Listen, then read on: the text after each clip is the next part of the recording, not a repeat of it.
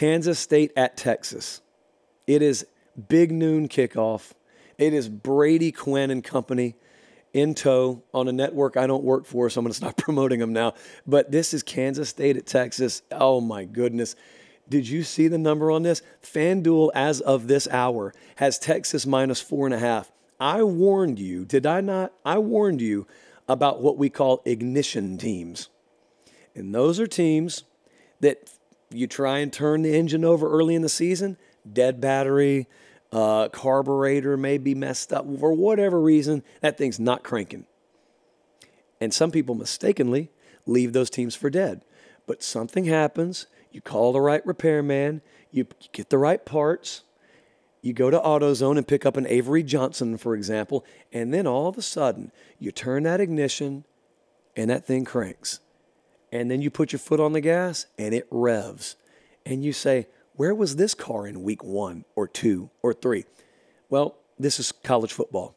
This happens all the time. Kansas State is an ignition team, and they are rocketing up the JP poll. I mean, we have taken notice, and I think we have appropriately adjusted for them. 38, 41, and 41. Those are their last 3 weeks' points totals. This profiles, and I'm going to be brutally honest for a second, but you know it to be true if you're a Texas fan. This profiles as the kind of game Texas would lose in the past. You're a little banged up. You got a hot team coming in. You out-roster them, but that hasn't mattered sometimes. You got your backup quarterback in there.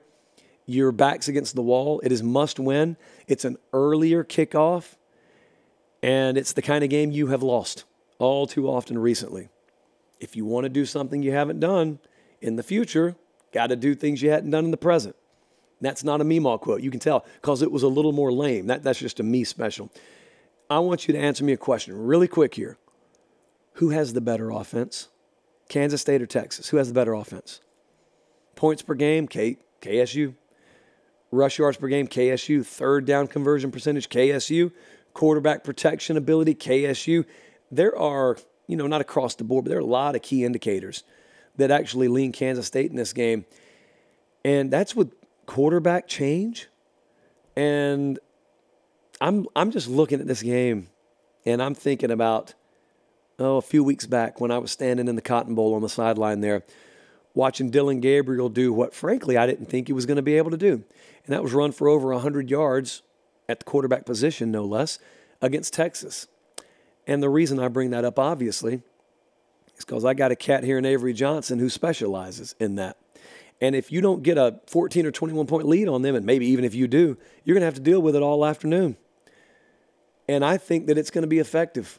Kansas State's going to have some degree of success running the football on you, and it will probably be because of the quarterback position. Which brings me to my next point. Quinn Ewers is not starting this game. Malik Murphy is. He's got to beat Kansas State. That's really what it comes down to.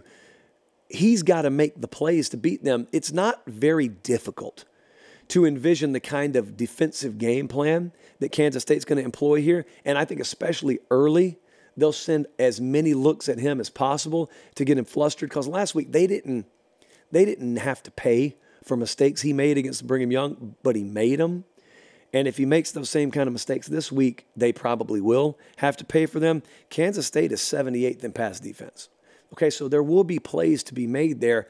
That's why I'm telling you, especially if they sell out against the run, it's going to be there to be won. You've got to win it. Malik Murphy's going to have to win it. Spring game Malik Murphy is the one that's got to show up. It won't be about numbers as much as it'll be about mistakes. He can throw for 250 for all I care. If a bunch of mistakes are mixed in there, you can throw for 250 and lose by 13 at home. That can happen.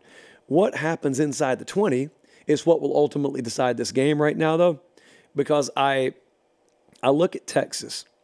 They are 120th in red zone touchdown rate. It almost sounds like a typo. 120th in red zone touchdown rate offensively. Kansas State's defense is third in America at red zone touchdown rate allowed. You have got to find ways to get in the end zone, either that or you got to put on a defensive clinic and win a low-scoring game. Let's take a look at what the model thinks. The Vegas number, as I said, FanDuel currently has Texas minus 4.5. The Pate State model has Texas minus 4.5. We could not be any more in conjunction with FanDuel there. I have, and I cannot stress this enough, no confidence on this game. I'm going to take Texas to win because I have Texas power rated a little bit higher, and they're at home.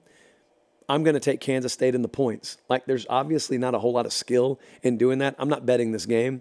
I'll probably get to Bryant-Denny Stadium extremely early Saturday and watch this one from the confines of the press box along with the rest of you. You probably won't be in the press box, but you get what I'm saying. I think it's going to be a very, very down-to-the-wire, fourth quarter decided kind of game.